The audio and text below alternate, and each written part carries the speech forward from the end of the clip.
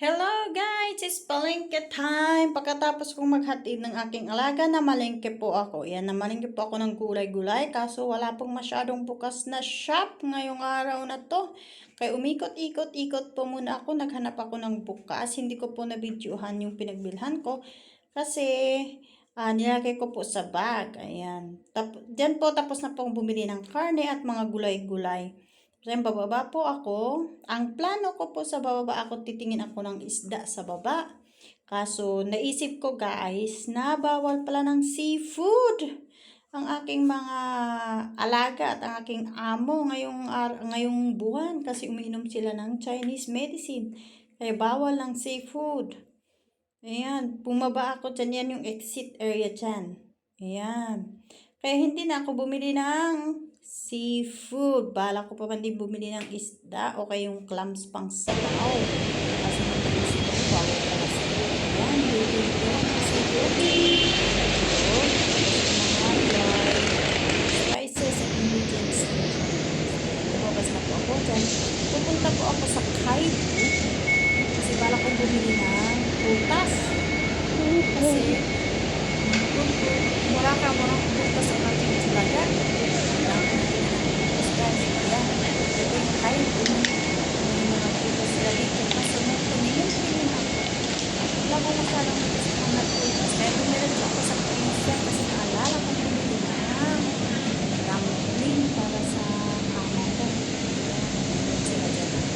Buy 3 for 1 price.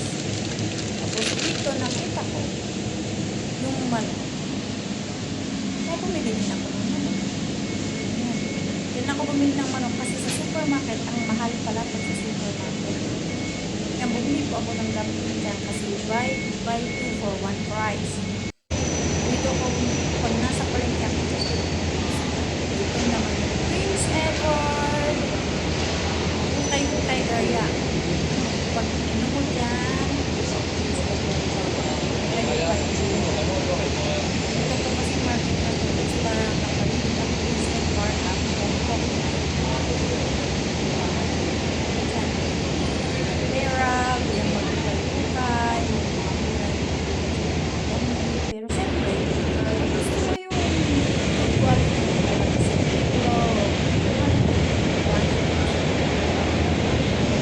nagtaka ako kasi yung araw na yung pero pauwi na po ako din guys kasi tapos na po sa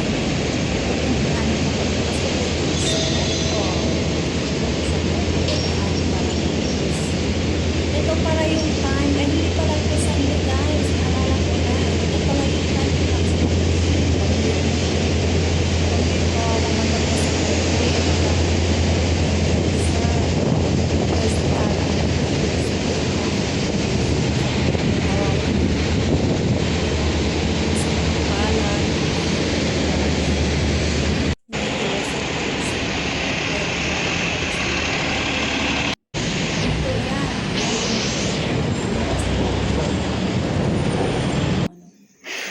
sa nabunggo yung matanda. Ayan guys! At nakauwi na ako at ako'y gutom na gutom. Kaya yung tinira ng alaga ko sa baon niya, yun na lang inuram ko. Kasi gutom na talaga ako. Wala kasi akong kain sa umaga, nakape lang. Tapos nagtrabaho, tapos naghatid po ako ng baon ng aking alaga sa school. Kasi home lunch, ito yung mahirap sa lahat. Ang mag-home lunch ang alaga mo araw-araw kasi wala kang time. Kulang na kulang tapos malaki pa ang bahay ng amo. Wala ka talagang time. Ayan. Ayan guys. Pagkatapos ko po kumain dyan. Ayan guys. Kain ako ng kain para may lakas kasi may maghuhugas pa ako ng aking pinamalengke na manok at karne. Ayan. Yung mga natatakan dyan, o kain po tayo.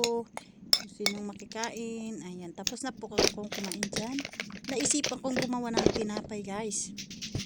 Kasi may picnic yung alaga ko kinabukasan. Yun na lang ang dadalhin ko para i-share ko doon sa kaibigan ko. Kaya gumawa ako ng tinapay habang wala si amo.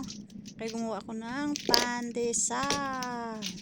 Minsan gumagawa ako pag hindi talaga ako busy, pero parang mabibisi na ako.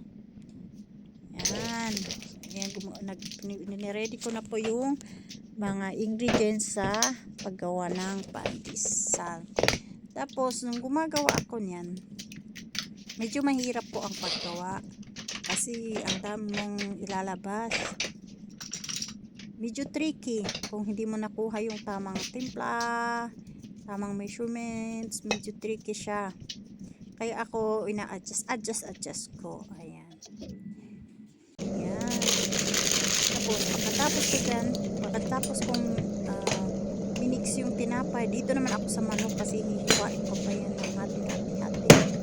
Yun yung pinto kong manok. Hiwa ko yan ng hati-hati para may pang soup, pang ulam, ganon. Katipid ang mga kunyang sa Hong Kong kasi ikaw magbabudget ng pera. So, diba? Kapag pakinulang yung pera na binigay sa'yo, ano ka, mag-isip ko kasi bakit kaya kinulang ba? Tapos mag-uulit, tama naman. Diba? Ayan. Hiniwa-hiwa ko yan. Pinaghiwa-hiwalay ko kasi binabad ko na yung babaunin namin ng kinakakasan sa picnic ng aking Julaga. Kasi nagpipiknik sila ng school. Kailangan may bangon. Ayan. Ngayon na lang ang nagagawa ko dito. Pangalan ni Sita. Hindi mahiwa yung manok. Diba? Pang steam ako dyan. Ang ginawa ko para sa baon na aking alaga is fried chicken. Hiwa-hiwa ko, pinaghiwa-hiwalay ko dapat maghiwalay. Diba? Sino bang nagpapahiwalay sa inyo? Ayan. Dito ako natatagalan minsan kasi kailangan ko pangwasan ng maayos. Yan, pagkatapos ko naman dyan sa manok, tapos sa karne, binago ko na sa freezer yung manok at karne. Dito naman tayo sa hindi ako ng pomelo. Kasi nakita ko lang dito sa kayo. Naalala ko, ito pala yung dito kami bumili ng kaibigan ko. Bulacan na kaibigan ko. Ng pomelo, tapos masarap siya. Kaya sinubukan ko. Sabi ko, piti nga ako. Ano siya, $11. Medyo mahal din. Okay na yun. Tapos yan. Inuwi ko, sabi ko, ito na lang ang merienda ng alaga ko pag niya. Para hindi laging tinapay. Ayan. So, linisan ko. Tapos ako din naman ang kumain. Pero nung pagbiak ko, iba ang kulay. Sa kapaala, baka iba. Ayan, so kumain na ako ng pomelo. Hanggang dito na lang. Hanggang sa muli. Bye-bye.